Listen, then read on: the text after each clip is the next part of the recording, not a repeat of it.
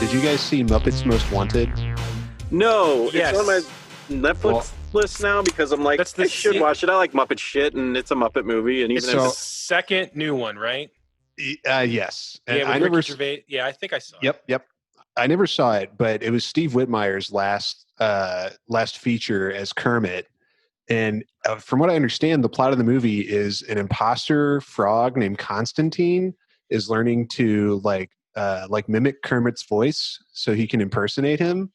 The guy who performs Constantine in Muppets Most Wanted in real life has replaced and is now impersonating Steve Whitmire after he got fired by the Henson that's kids. kind of amazing, honestly.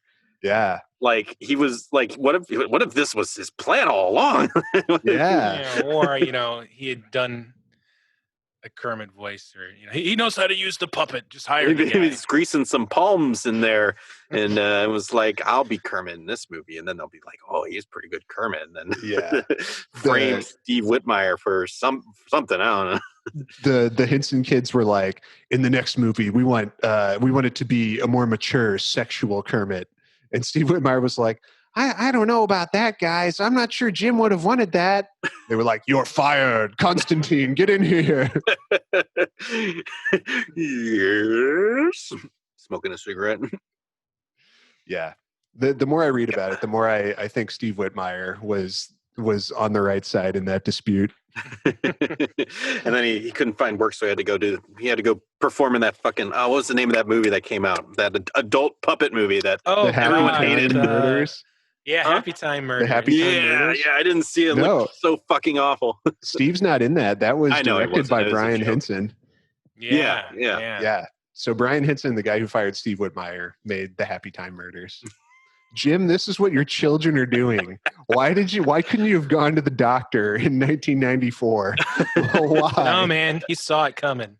He's like, nope, I'm out. He's like, Frank, you're in charge now. I'm out. Do you guys follow the Rooster Teeth, any of the Rooster Teeth channels or anything?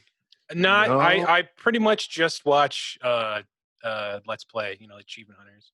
I don't watch any of the other stuff. Well, this pertains to them. You guys heard about Ryan from Achievement Hunter? You'd be more specific. Something. Well, recent? he's had to leave the company. What happened? Yeah, and so him and Adam from Funhouse had nudes leaked. What? And and so Ryan apparently had been sending them to like fans. Oh. Yeah, and some people were alleging that it was to like a 17-year-old at some point. It was a real Pro Jared situation. I don't understand the reference. Pro Jared was a YouTuber who had an infamous scandal last year where basically the same thing happened. He was like sending nudes of himself to fans and receiving nudes from fans, and some of them ended up being underage, and he had like a messy divorce and got canceled, came back, and is now back on YouTube. He survived cancellation. Wow. Well, yeah, Brian's now, he immediately left Rooster Teeth and is like, I'm going to go focus on my family. And he was like, please stop sending threats to them. And it's just like, well, that's fucked. Like, everything about it is fucked, but that's especially fucked. But then apparently Adam from Funhouse also there's pictures of him doing lewd things in the office at Funhouse. As bad as that sounds, that sounds like almost like a sketch from Funhouse. Yeah, right. Well, it's like they've done some weird shit for Funhouse. Oh no, not good. And it's like it's extra weird. Like, so Rahul Kohli? Do you guys know him, the actor? Yeah. Oh, yeah. They have him on. He's on all the time. Well, he was on all the time. He's stopped doing it for like the past year, and apparently Adam was the reason. No one really knows why, but like the day that this happened, Rahul just posted a GIF of what's his face, Nicholas, what's his name? Cage. From Mad Max. Well, what a day! What a lovely day! He just posted yeah. Yeah, and it's just like, damn, man, shit's going down over there. Sucks. Yeah, it does. And Ryan's got like a big family. He's got a He's bunch got of at least 2 kids. Yeah. Fuck, that's Yeah. crazy. He's a creepo. Yeah, it sucks. It really sucks. I liked both those guys. Yeah, Adam, man. Oh, I want to. Yeah, dude, that's crazy. Oh no. Yeah. I'm trying to Google the nudes right now. They first showed up on 4chan. I have not looked for them. I don't want to look for them. I will not be looking for them. But yeah, no, like nothing's coming up. I mean, there's like pictures of them like in like boxer briefs, but I'm guessing those were like part of a skit or something. Yeah, they would get naked sometimes and strip to their boxers, and yeah. Oh no. Oh no, indeed. Who's oh man, this is weird. Okay, so one of them wasn't because I haven't watched it in a while, but I watched Inside Gaming Daily for a while until like everyone quit. Mhm. One of them wasn't, but one of the old guys stayed behind. Which one was that? Was that Adam So or Ryan? Or I didn't someone watch different? Inside Gaming before they brought it back, so I didn't watch it originally. But the Inside Gaming crew, as far as I know, was Bruce, Adam, Lawrence, Yeah, they were the main three. James. But it was mainly the first three, I think. And then maybe I know James wasn't. Maybe James was just original Funhouse. Lawrence Bruce quit, and then one of the others quit. Okay. Bruce was the and first Lawrence- one who quit, I think, and then Yeah. Lawrence not too long Okay. after him. I always got Bruce and Adam confused because they look exactly the same. Bruce. Some The similar. way I remember who everyone is that Bruce and James worked on G4, and like their humor is very similar to the early G4 stuff. Mhm. And then Adam's just the deadpan guy. He never smiles or laughs or anything. And then Lawrence was the weirdo weeaboo who actually like his Twitch channel now. Mhm. He plays a lot of weird old games. And notorious Banjo Kazooie hater, Adam or Lawrence Sontag. Is he? I didn't know that. That's funny. he talked some shit on Banjo Kazooie once on an episode, and people never stopped giving him shit about it. You could see He would incur the wrath of Nintendo nerds. I love it. But like Funhouse, I still really love Funhouse. Like all the people that they brought in have been great. Like Alana and I like Jacob Alana. We all like Alana. We all like Alana. I don't watch Funhouse as much now that when Bruce left is when I kind of slowly stopped watching it. Mm-hmm. But the last time I was really watching a lot of it was when they were doing their co-op thing where they play mods of Counter-Strike with people. That was really fun. Inside Gaming is good, even though it's nobody. It's all these new kids. I like the new guys. I don't like the new guys. I like them a lot. They grew up. They're like smug Zoomers. All the kids seem smug to us old men. They're smug to an industry that deserves it, though. You know, like it's not like how can you take most of AAA? As Jim Sterling calls it, AAA gaming. That was a pretty good Jim Sterling impression. Again, I don't watch Inside Gaming as much. I do like anytime some shit goes down, I'm like, all right, Jim, let's see what you got. Yeah. See what Jim says. See what Review Tech USA has to say about it. Yeah. So it's I don't watch it a lot, but I'm more shocked by the Ryan stuff because I mean I've been watching since 2012 or whatever. Whenever you showed us that first Minecraft Let's Play, Aaron, I've been watching their stuff pretty much all week, every week, all the time. Mm-hmm. And Ryan's been there since the beginning. That's kind of. Wasn't there a thing not too long ago where Mika Burton revealed that like there was a bunch of racist shit and that's why she had to leave? I think that it was more like she was getting a bunch of abuse from the community and nobody was really backing her, and she did not feel. It did not make her feel welcome. The mantra from the beginning for Rooster Teeth was, "We'll just ignore it. It's the internet. Who cares?" But then as they got bigger and bigger and bigger, not everyone, it's not just you and your buddies, and people were basically bashing her like crazy and it was like racist stuff and anti-LGBT stuff, and they were like, "Oh, just don't worry about it. Don't worry about it. Just, it's fine. People call Jeremy Shorty. He's fine." That kind of attitude. And that made her feel like she couldn't like talk about it because they were just they weren't trying to be like negative, but it like created this like really awkward, horrible like working environment for like her and then really for I'm drawing a blank. I forgot her name. I can't believe I forgot her name. The one who's on there now. Fiona. Mika left. Fiona, yeah. Fiona's the one who finally like put her foot down and I haven't followed Achievement Hunter too closely lately. Not because I don't like them. I still really like them, but I need more edited, concise things because I don't have an hour and a half. I just didn't watch their Let's Plays and I would stuff. suggest, so like that's why I'm on Funhouse a lot more. Yeah. But from what I gather and what I've seen, Fiona's fucking killing it. And dude, she was badass, awesome. Yeah, you got to watch their Trouble in Terrace Town videos. I've seen some of them. They've gotten more and more ridiculous, and that's probably the best stuff they put out right now. And Fiona's really, really funny in there. Her and Gavin. It's like she's like the female Gavin, basically. Yeah, her and Gavin do have a really good chemistry from what I've seen. Yeah, it's great. and you know, I was sad when Jeff stepped away, but honestly, I'm really liking like Trevor's probably was my favorite newer person, even though he's not that new anymore, I guess. But yeah. But blah blah blah, drama. Yeah, I was just so crazy. No, we'd love to see it. YouTube drama, we'd love to see it. I hate YouTube drama, but like this was just it made me so sad, and I hadn't been able to talk to anybody about it for so long that it's like it doesn't feel like some guy on the internet. It feels like someone in my family did this. Yeah, it's weird. It's weird. Like when you watch a group of people for so long. Especially like Achievement Hunter and Funhouse that are so like, you get the idea that they're not that different. Like they are obviously different, but like, it's like you get to know them, and like when someone's not in a video, like, oh God, I miss, damn it, Michael, stop having kids. I'm tired of not seeing you in these videos. Yeah. I feel kind of that way about the Red Letter Media guys because I've been watching them for such a long time. Exactly, it's like a parasocial relationship. When someone's not on there, you wonder like, are they still friends? What happened to him?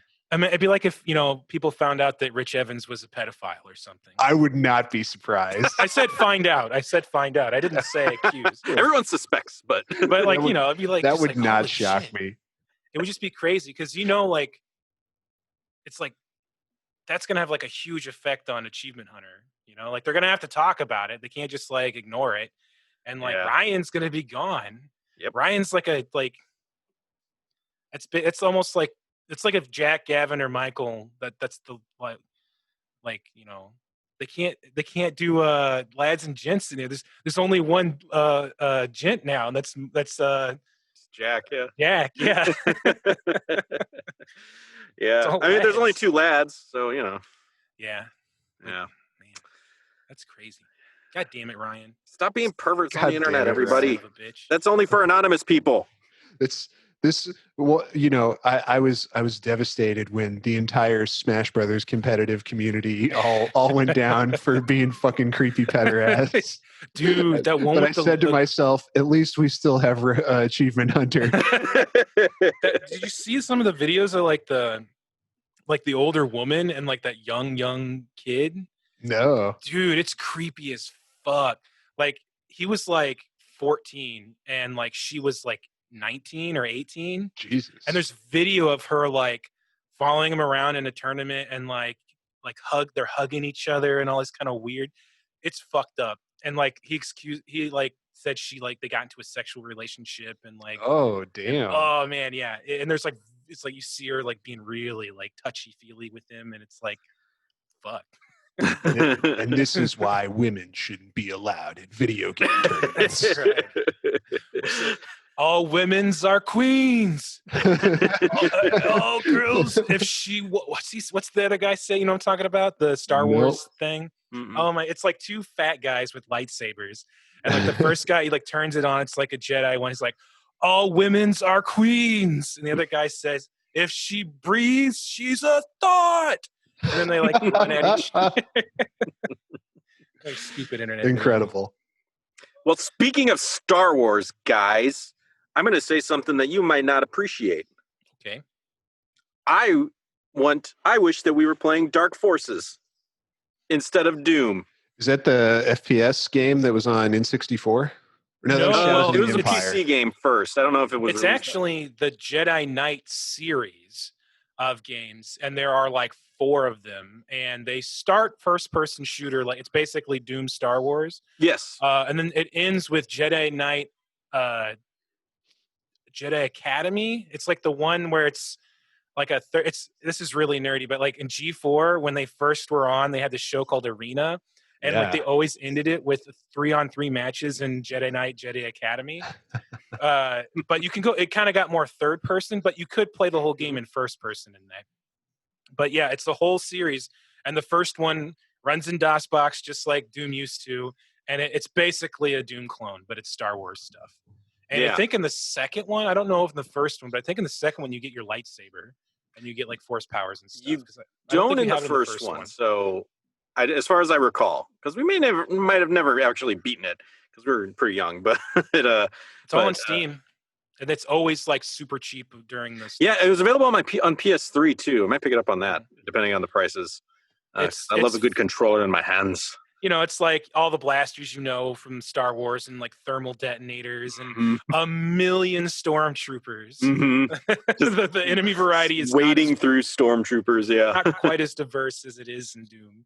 But Doom is. We need some new enemies, man. Oh, we're gonna get some new enemies. We better get some new ones. I'm sick of it. We're gonna get one specific new enemy in the next episode. It's a boss, right? Oh, I'll never tell. Yeah, it's a boss. But the reason that I'm starting to get, I'm just going to say it, guys, starting to get a little bored with Doom. Just a little bit.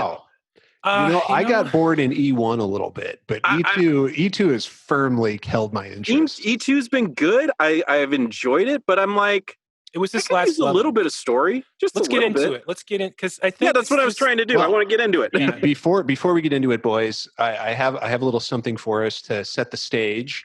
I have obtained a copy of the Sacred Tome, the Ancient Lost Text, the Doom novelization, Book 1, Knee Deep in the Dead. Flynn or Fly or Flig or what was his name? Flynn Taggart, known as Fly. Fly. Okay, that was the nickname I was trying to think of. And I have a selection for us. Sam, could you give me like a classic radio announcer intro? Ladies and gentlemen, tonight we bring you an excerpt from Knee Deep in the Dead, read by Andy Prim. Suddenly, the radio sputtered to life, grabbing our attention, an invisible hand reaching out to choke the breath from us. It was PFC Grayson, out front on recon, reporting to Weems, who was elsewhere in the facility. The young Marine had found a corpse. Weems radioed back the obvious instructions. ID impossible, sir, reported Grayson, his voice tense. It's in too many pieces. I can positively say that it was a white male. It looks like, Jesus, sir, it looks like claw marks, and this body's been chewed. Wild beasts on airless Phobos? Judging by the sickened expressions from Ron and Ron, it was all too evident that neither of these specimens had ever seen combat. I've seen my share, and all at once, the idea of living long enough to attend my own court-martial seemed very appealing. Even 5 years at Leavenworth, or 11 years at Twelveworth, looked good. The fact that I didn't have a gun crawled around deep inside my gut like a tapeworm. Right then, I decided to remedy the situation. The masticated body parts had been found in the processing plant. We heard Weems over the radio issuing orders to converge on that point when a burst of static interfered with the reception. When Grayson's voice came in again, it was loud and clear. Up until that moment, the universe still made some kind of sense to me. Of all the military scenarios running through my mind, none prepared me for what happened next. Jesus Christ, it's not human, shouted Grayson. Too big, shaped all wrong, humanoid, red eyes. Well, Huge guts.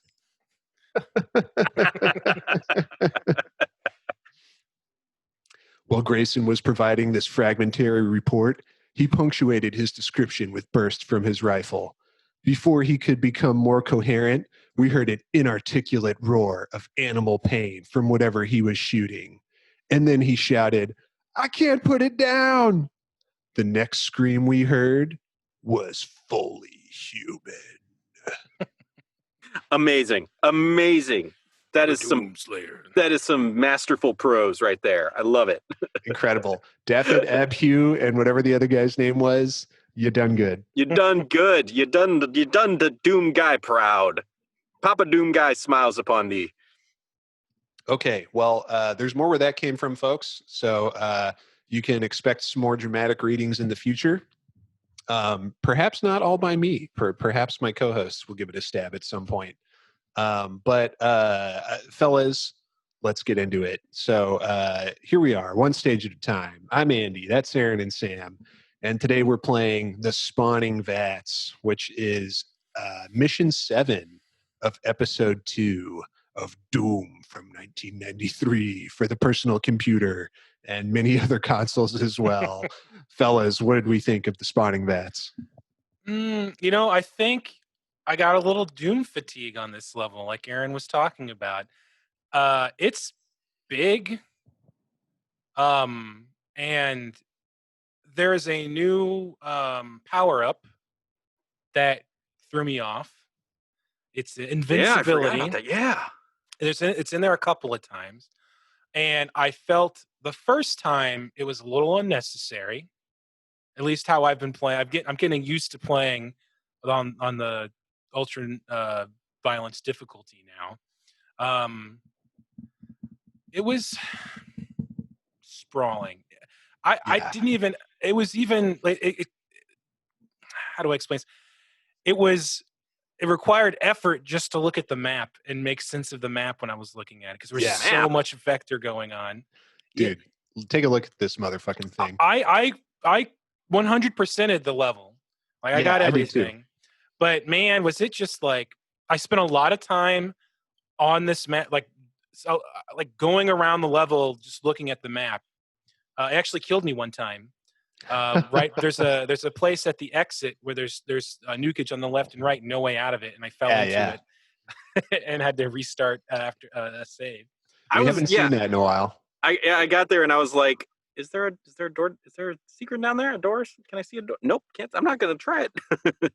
So, according to doom.fandom.com, this is indeed the largest map in the original Doom, contrary to what Big Mac Davis told us previously. So, who do you believe, folks? Doom.fandom.com or Big Mac Davis? I'll let you decide. But whatever the case may be, it's a very large map. Some quick stats for you. We've got 4 sergeants, 5 specters, 46 imps, 33 demons, 2 barons of hell, and 5 cacodemons. This is a map begun by Tom Hall and completed by Sandy Peterson.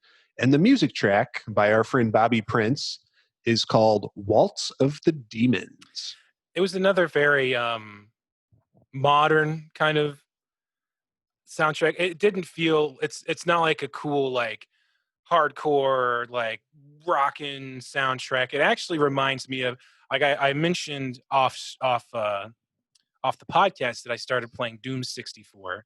Yes. And the soundtrack, the Doom 64 is very moody. It feels almost like a survival horror game outside of all the action because there's no like cool like rockin' tracks. It's all like very like the audio from this level where it's very moody and just it's more setting the tone than being cool and awesome. Interesting.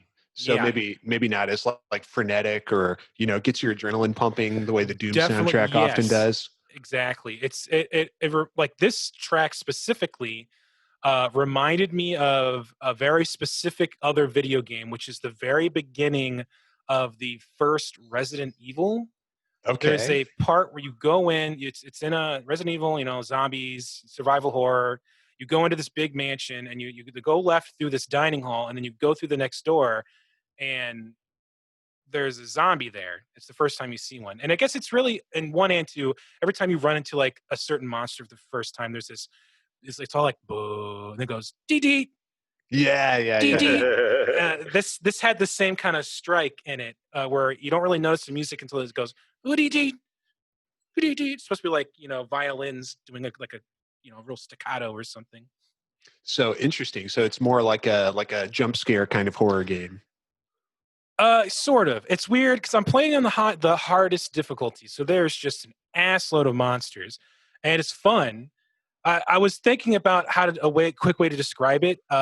Doom 64 is fun, but it's not good. Oh no! It's like Okay. it's like Final Fantasy X-2 or DMC or like Donkey Kong 64. Like all these games that like because it's not made by the same people, Right. but it feels good to play. But my God, are there some really poor level design decisions that are not just like this level or that level? They're like core decisions. There are way too many times where one, I have to hit a switch and then run to get somewhere before the door closes. Oh God, I hate that. And Yeah. two, when I flip a switch and I have no fucking idea what it did. Yep. Which that happens sometimes in this game, but usually Yes. it doesn't matter. Well, at first it was kind of cool because when they were doing it, there would be a console next to the switch and you would look at it and it would change the camera and show you somewhere else in the map. And you're like, that's weird. Then you flip the switch and look again, and you see like a door opened or like the floor came up. But then they just stopped doing that. And then it was just like, They're just like, here's a switch, figure it out. it's okay. Like the sound is way better. The sound design is really good in Doom 64. You got that beautiful N64 sound card. Unfortunately, for some reason though, they did not really animate the weapons at all. Like it makes the boom sound, but there is no animation on the shotgun. Like it does not actually pump or move or anything like that. Oh, that's a bummer. But they all sound better. The chain gun is way better, and the chainsaw is way better because the chainsaw has 2 chainsaw blades on it. Ooh, double Nice. chainsaw. Which is really like cool. most real chainsaws do. And you get the super shotgun, which we haven't had yet in our regular Doom. I don't know when it got introduced, but Doom 2. Okay. But you get that like right off the bat, which is nice. It looks good. I mean, the levels themselves like look better because it's on better hardware than the first Doom. The N64, best graphics of all time. Unparalleled. But I'm enjoying it, but I'm getting to a point where there's like okay, this is not going to go away. Like it's going to be a problem for the whole game. The enemies are cool. Oh, sorry, go ahead. Sounds like a classic case maybe of an interesting game. So not necessarily a good game that we would recommend to people, but certainly an interesting one. If you are a Doom fan and you haven't played this, you should play it. Because it's the newest, it's kind of like, okay, here's a really good example. When I growing up, I was a real big Star Trek fan. Watched Next Generation when it was on TV. Mm-hmm. I watched lots of Deep Space Nine, but I never watched Voyager. Okay. But 2 years ago, I was like wanting to watch Star Trek, so I started watching Voyager, and it was like, oh my God, I actually like this, and it's like a classic Star Trek that's new to me. The whole thing, I've never seen it. So I got the entire series of like old Star Trek, but for the first time. That's what this is. It's not as good. Yeah. But if you haven't played it and you grew up playing the original Doom games, you're doing yourself a disfavor by not playing it because it's frustrating, but it's like when you're killing stuff, you're like, yeah, fuck yeah. Doom, blah, blah, blah, blah, blah. You don't care that there's no animation. It gives you that libidinal pleasure. Yeah, and there's like, boy, it is like, because there are the enemies just teleport in out of nowhere all the time. Oh, interesting. It's part of the story, actually. I was going to ask about the story because, as our listeners know, lore is the most important thing on this program. It's a direct sequel to Doom 2, which we haven't played. But basically, you finish Doom 2, then a demon shows up and captures this technology to teleportation technology. So that's why all the enemies, they're teleporting in all over the place. Oh, okay. But so far there's been 2 enemies that I've not seen. There are, with the phantasms, the pinkies that are... Oh, the specters. Specters. So there are imp versions of that. They're transparent, bluish imps. And then there is a souped up version of the Barons of Hell that instead of throwing green, they throw red. and take no. 5 more rockets to kill. Oh no. And then there was something, I didn't get close enough to see it, but it looked kind of like a super thick Caco demon, but it might have been stationary, but it was shooting out, it was creating the skulls. Oh, it was creating and the they Lost Souls. It kept making Lost Souls until I blew it up. I feel like there was a guy like that in Doom 2016. There might have been. It's been a while since I played it. Yeah. But same, but yeah, that sounds horrifying because the Lost Soul is my least favorite enemy in the Doom canon. You just punch him. Just give him a little punchy punch. One other thing I don't like about annoying. Doom 64. Remember way back in the first chapter of Doom, like the second or third level, there were those pillars that would get up and you would have to do like that kind of running jump puzzle, like to get all the items on top of it. Yeah, you like dash across basically. All the time in this game. I've played like 6, 7 levels and 3 or 4 of them had a section that you had to do that.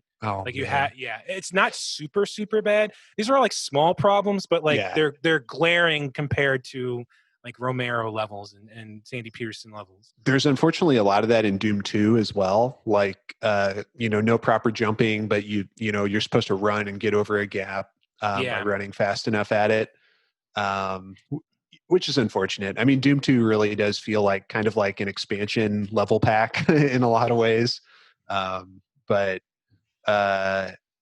Okay, so I don't know. What else didn't you like about Doom 64? That's about it. I mean, these are, and like I said, they're not big deals. I didn't even notice for a while that my weapons weren't animated. Oh shit! This double chainsaw is sick. I would say the chainsaw is really awesome in this game, and I really like the sprites. I like all the character. Everything looks fantastic in the game, and it feels good to play. That's almost more important than having animated shotguns and stuff. Like all the stuff that's not killing is a little bit annoying, but not enough to make me not want to play it. Right. Yeah. I'm glad it cost $5. If I had bought this as a kid, I probably wouldn't have known any better, but I was going to say, you would have loved it. Yeah. A lot of people that was the greatest fucking thing ever. A lot of people thought this was a port of Doom, and they had never played Doom, so they assumed that this was the first, like a remake of Doom 1. Interesting. Yeah. But it seems very different. It feels... Is there, so in this, we're watching a video, but it's hard to tell. Is there like, can you aim up and down, or is it like original where you're just tunnel visioned? It's just like the original.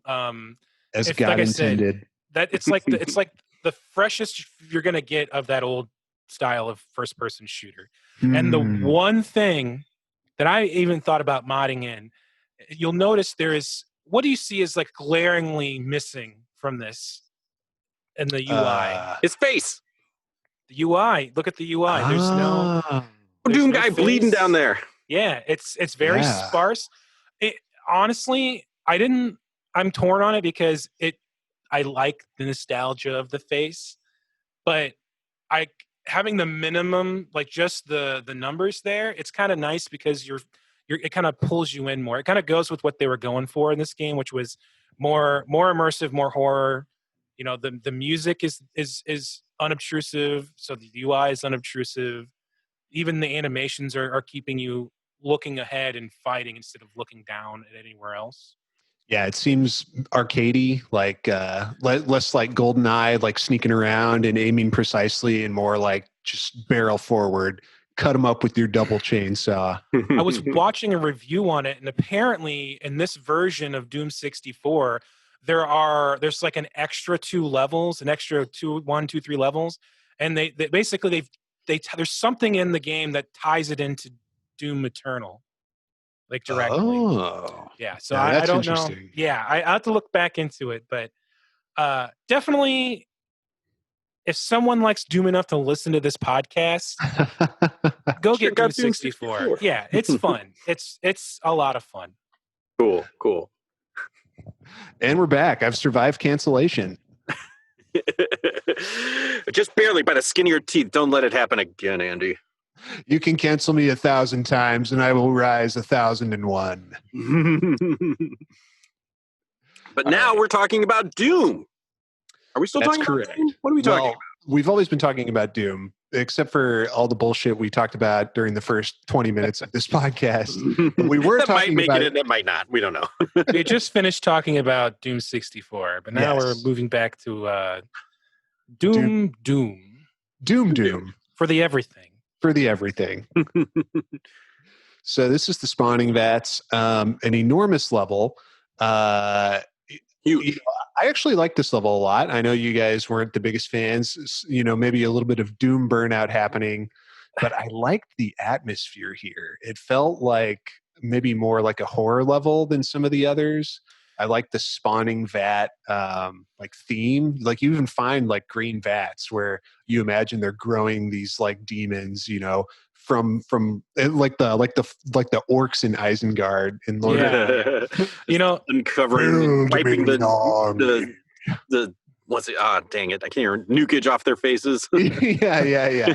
Or like clawing their way out of a membrane. You bring up a good point, Andy. I want to say this before I forget. I think maybe one of the reasons why I didn't think much of this level is that this level is what it feels like to play Doom 64. And I've been playing a lot of Doom 64. So I think if I hadn't been, I would have probably keyed in on the atmosphere a lot more than I did. Thinking about it again and what you said, it definitely is laying on the atmosphere thick, because there's just like, right here in the section we're watching in the video, there's like corpses hanging up off, from the ceiling, and it's very much a cohesive package and the sense of like the level feeling. Yeah, definitely. And I don't want you to misunderstand. Like I didn't dislike this level. I had a good time with this level. I thought it was pretty good, and I had fun with it, and it wasn't like an impossible maze. A couple moments of like searching for how to get that damn yellow key card. But besides that, I didn't get lost. I enjoyed it. I really did. I just feel like I'm craving a little more like story, a little more, like sense that what I'm doing is accomplishing something besides just a pile of dead demons, which, don't get me wrong, again, is a good thing. It's a good feeling, but we've been there before already, Well, I like to think of this as like we've kind of gotten to the source of a lot of the demons. We haven't gotten to the fortress of Barad-dûr, at the foot of Mount Doom in Mordor, but we have gotten to Saruman's tower at Isengard, where he's making this great Western force. And, the forces of men have to defeat this mid-boss before we get to the real boss. So we're laying waste to these vats where they're growing all of these imps. And there are a fuck ton of imps on this level. When you brought up the stat sheet, and I was like, okay, definitely agree with the fact that there was more imps than anything in this level. Lots of pinkies as well. Only 2 barons, though, although I wanted to mention this. Big Mac Davis did this level a little bit differently than me. For some reason, he didn't do the most satisfying thing ever, which is to get the Berserk pack, which is in that warehouse type room full of all those damn pinkies, and then get the invincibility power up, and then go to the next room where there's 2 Cacodemons and a Baron of Hell. And while you're invincible, fucking punch out the Baron of Hell with the Berserk exactly pack. what I did. Yeah. I think I picked one up and then the other, and I was like, oh, well, yep, gotta do this. I don't care how long it takes. It's some revenge. Dude. How long did it take? A lot of punches. He took a lot of punches. It took a fair few, but it was so satisfying.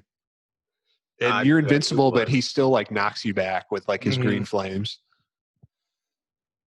So that was tight. I like that part about this level. I like the theme. We've seen this a few times, but this is maybe the most effective usage of it, where we have like the mechanical tech-based style grafted on to like the hell, area. It's like they've really corrupted this area, turned it into like their own little spawning vat.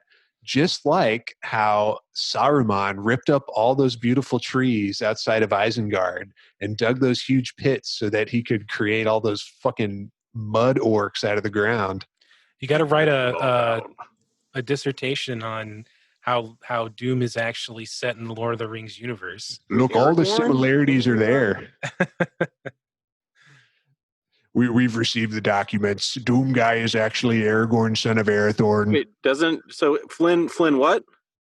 Taggart. Flynn Taggart. Okay. Yeah. I thought it was, Not for some reason I was in Flynn my head as Oakenshield. Flynn Rider, and I was like, wait, Strider? What? Strider. But it's not Flynn Rider. It's Flynn Taggart. Yeah, the episode 3 is you go to Lothlorien. You go to that. What's that? Underground, like all the ghosty. Khazad-dûm. Yeah, like all the ghosty mines pirates. of Moria. You just go down there, like, and like the Doom music starts playing, like, and they're like, "Oh God!" Drums. Heavy guitar in the deep. Ooh, ooh, ooh, ooh. Hey, have you guys seen Gandalf the Grey? He was supposed to meet me here at the end of the Prancing Pony. Fly, you fool. There's like a blue, red, and yellow wizard. The Balrog comes out, and Doom Guy just fucking melts him with the plasma cannon. It's a cyber Balrog. Cyber Balrog. Oh, no. Oh, shit. Okay, well, what else did I want to say about this level? Punching out the Baron of Hell was the most satisfying thing in the world. Big level, I definitely got lost and wandered around a little bit. Not lost exactly, but, would get to one side of the map, find a locked door, have to go all the way back to the other side to get the key. Mm-hmm. There's a few one-way areas, like when you get the yellow key, you can step off a ledge, but you can't get back the other way. So, interesting geometry. I like how they really made use of all the space, kind of winding around, very tight. There's nothing, like there's no white area. They used every single inch of the map. There's some very narrow hallways, like in that open area with the Baron of Hell and the 2 Caco demons. There's like a little like overlook area that's like a control room sort of.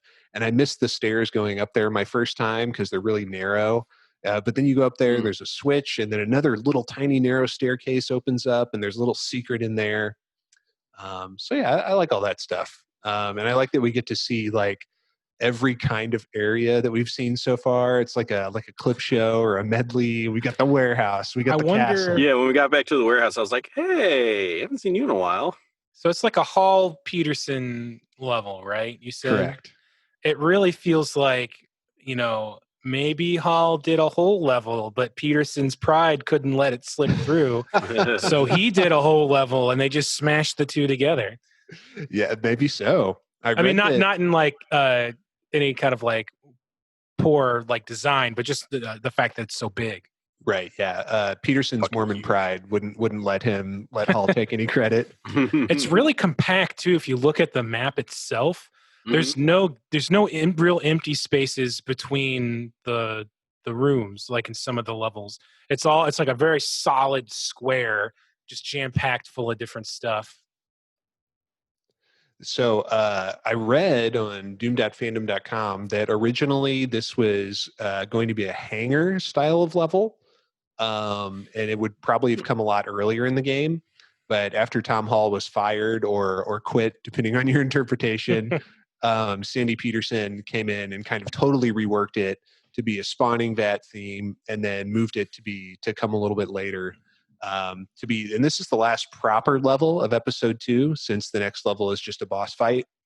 So it's really kind of like a grand finale sort of for episode 2, and kind of the tech-based style, because I don't want to give much away, but we're not going to see too much tech base in episode 3. Good. I wasn't even paying attention to how many more levels there were. So it kind of makes sense this was a big level, like get the last cool zone before the boss fight in the game and the chapter's over or the episode's over. I read that this is the final stage of the 32X version of Doom. I'm not sure how that works, but that's what I saw.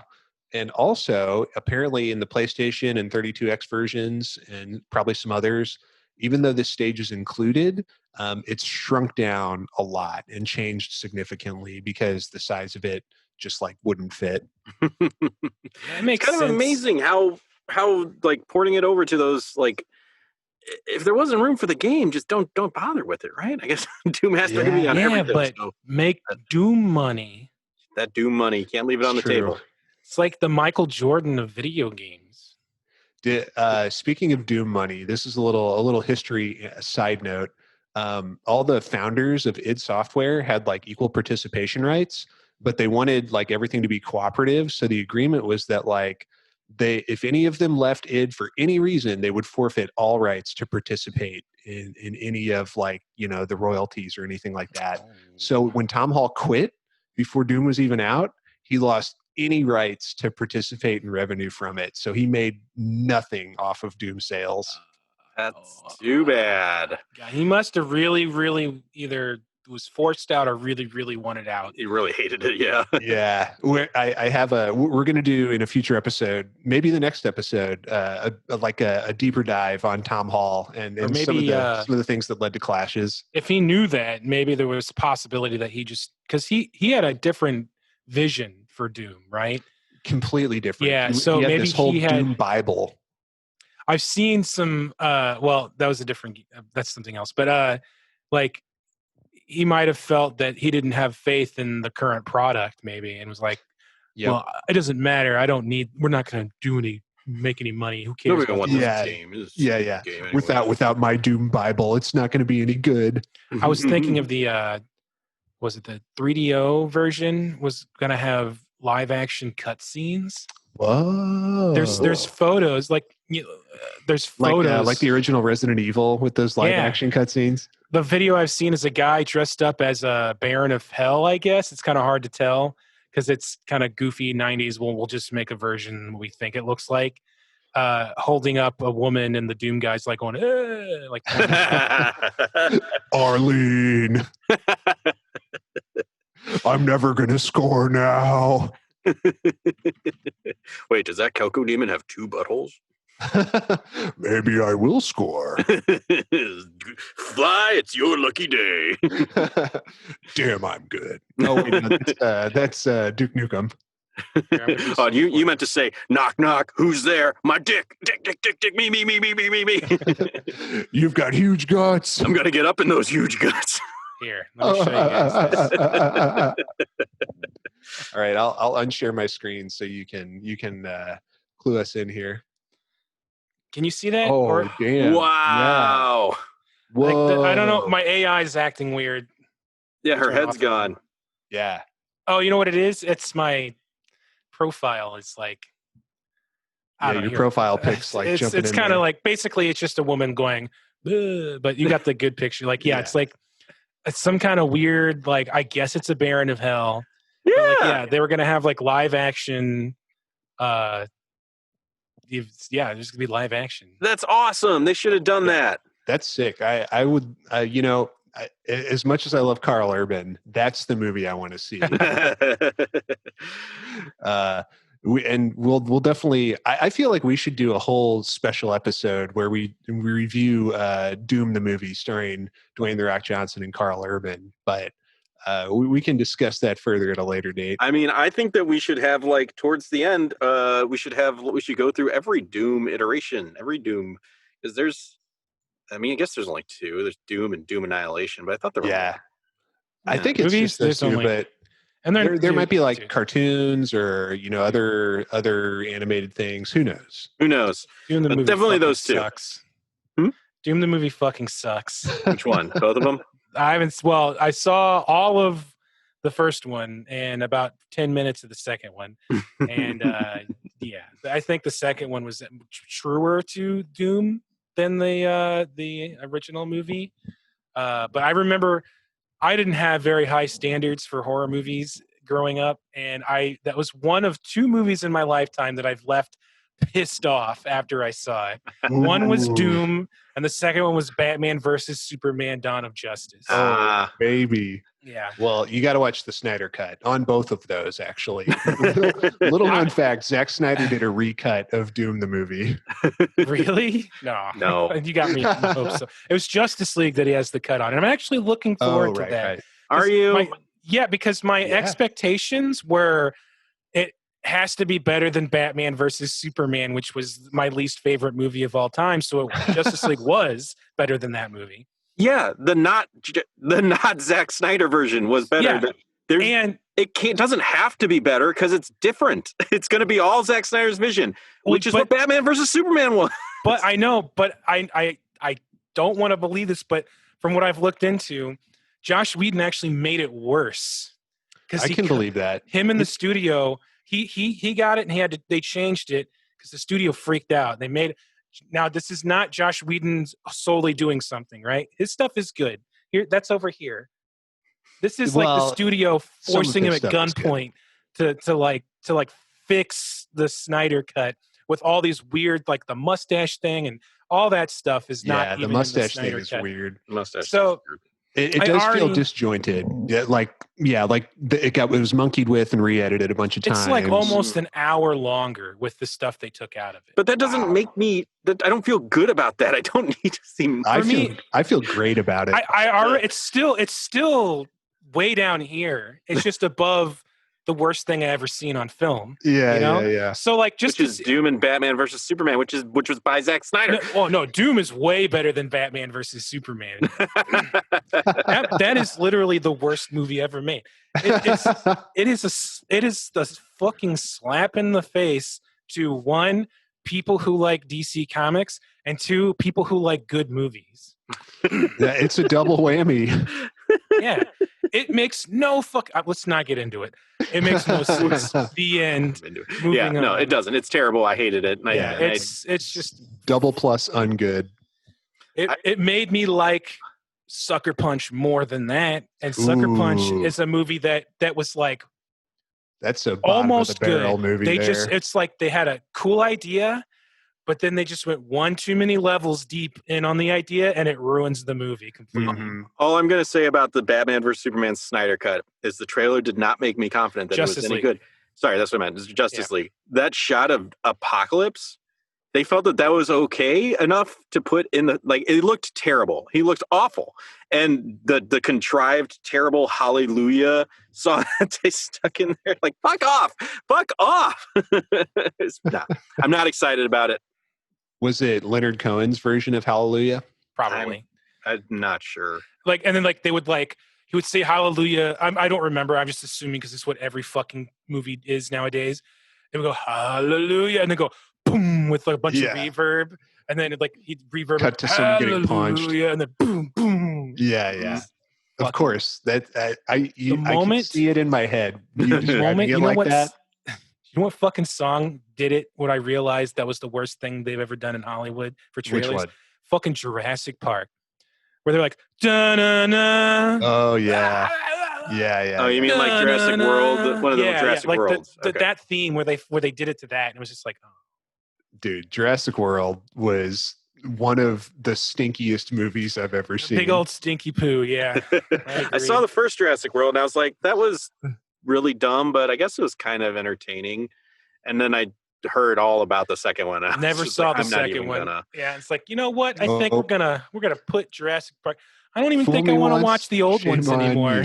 No, the old ones, the first one especially. Sam, you and I saw that at the 25th or the 20th. It was great. The first one's great. I saw it at a drive-in theater recently for my birthday. Most of the movie is Sam Neill being a dick to children for no reason. And that one kid getting electrocuted on that fence and just flying off of it. I got one more thing to say. And then Sam Neill and Jeff Goldblum being a fucking sex pervert the whole time. You gotta look at the water on my hand. That's chaos theory. Maybe we can make out later. I could put my shirt back on. I don't know. Just haven't done it yet. The second one, I saw it for the first time in a drive-in as well, and it was a 2-screener. So behind us was That Thing You Do. Do you guys remember that movie? Oh yeah, the One-Hit Wonders. Yeah, the One-Hit Wonders. Yeah. That's the song. The Oneaters. So, and we're watching the movie, and the scene comes up where they're going through the tall grass, and the raptors show up. So something went wrong, and when the raptors' tails showed up, the audio from the other movie came in. And it was a song, and the song was like, I love you lots and lots and lots, as these rappers are murdering the shit out of everybody.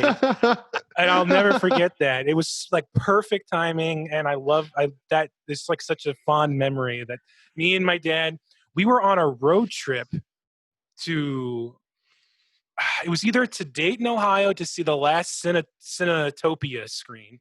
That was 3 movie screens wide. They did How the West Was Won that way. Or weird. to see what was his name? Fuck, who ran against Bill Clinton the second term? Bob Dole. Bob Dole, yeah. To see Bob Dole, because my dad's friend was a writer for this Kansas City. I think we lost Sam. Sam, come back to us. Hello. Oh, he's back. He's Okay. back. Sorry, I gestured too wildly.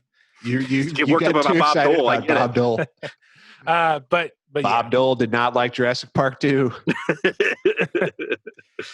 But angry Doom movie got us on a real long rant. Oh yeah. That's what this show's all about. It's it's supposedly about Doom, but actually what it's really about is just chilling with your boys and talking about movies that you hate. Doom is everything. Doom is video. A bunch of nerds went on a tear about nerdy shit. All right, fellas, let's circle back around here. Let's bring it on home. Spawning Vats. Let's give some final thoughts. Aaron, some final thoughts from you, sir, on the Spawning Vats. Final thoughts. It was a good level. I enjoyed it. I liked the aesthetic. I like all the blood red and the teleporter that was the final secret. I found all the secrets. That was cool. But finally.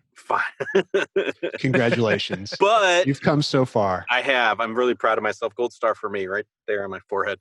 It was more of the same though. It was a lot of the same, and that's not we're approaching the end of the second episode, and it's a whole lot of the same in a great big level, so it's not a bad thing, but I'm starting to crave a little more. I'm hoping for a little more from my Doom. Maybe some new enemies. I know we're facing a boss next round, which is cool.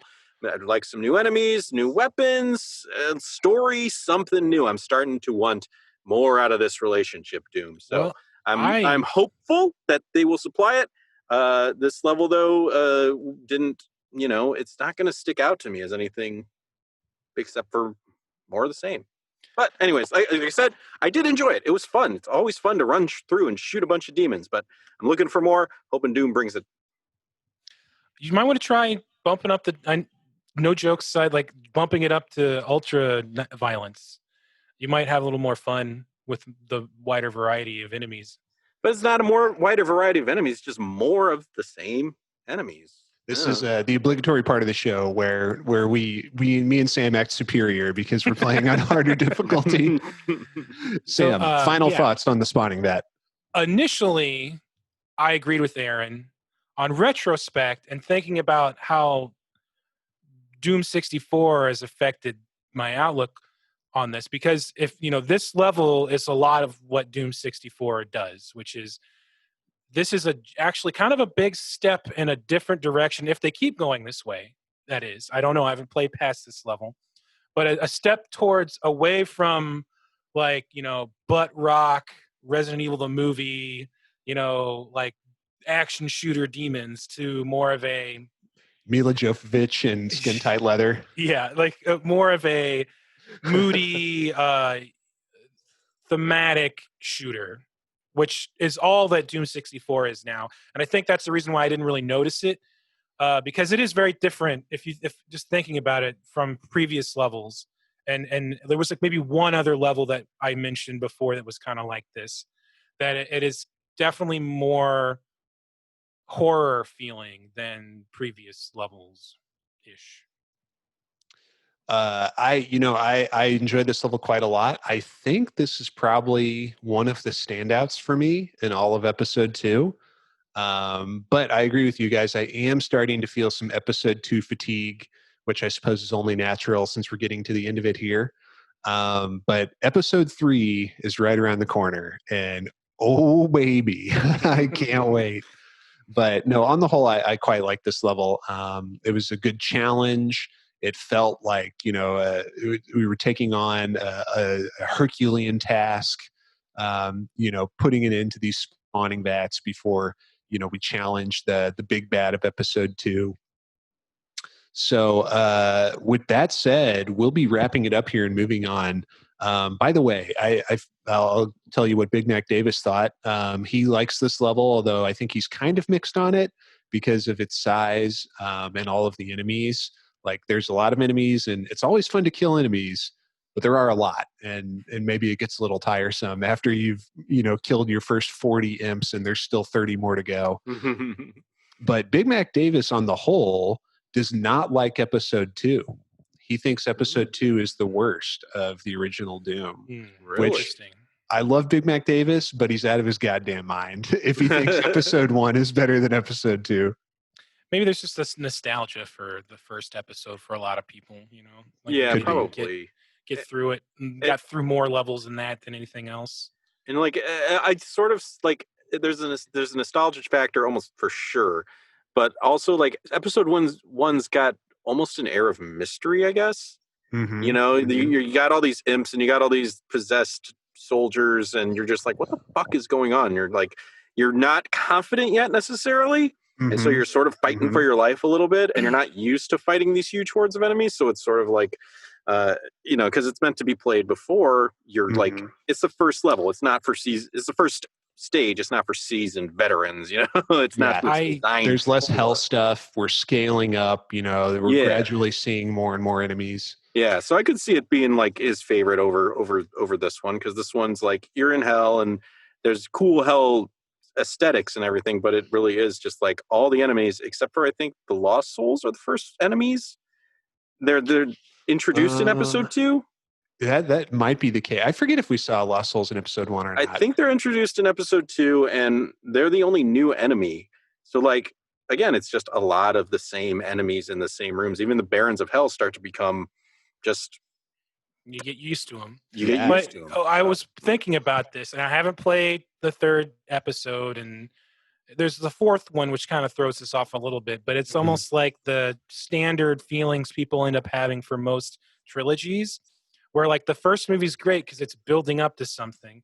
The 3rd movie's great because it finishes something, and the 2nd one is kind of okay because it's just a holding pattern. Yeah. Getting you it's to the bridge. Usually, like, the main characters, like, fuck up in a horrible way, and everything looks really bleak at the end of the 2nd one. So the first Doom episode, it is, like, a mysterious, and, like, you're slowly working your way up to more and more demon stuff. And this one, it has a little bit that in the beginning, but most of it's been a mix of demon and not demon. And it's like you're on another base, like you were just on another planet, and like the getting there was like kind of crazy, like, whoa, we just like teleported to another Mars moon. So maybe that's it. We'll see, one boss fight away, and then we'll see what 3's all about. And what a boss fight it will be. Folks, you can tune in a week's time, where we will be back in your podcast feeds with E2M8, the Tower of Babel. And we will see what horrors await us at the Tower of Babel. But in the meantime, Sam, Aaron, thank you for joining me today. Thank you, sir. Hell yeah. Aaron, what do you want to say to the folks at home before we leave today? I want to say thank you, everybody, for listening. We really appreciate your listens. We appreciate all your follows and your shares so much from the bottom of our cockles. And please go to onestageatatime.com to see all of our more episodes and all of our links to all of our socials and everything good and One Stage at a Time related. And Andy, why don't you give us that sign off, my friend? It would be my pleasure. Save and continue.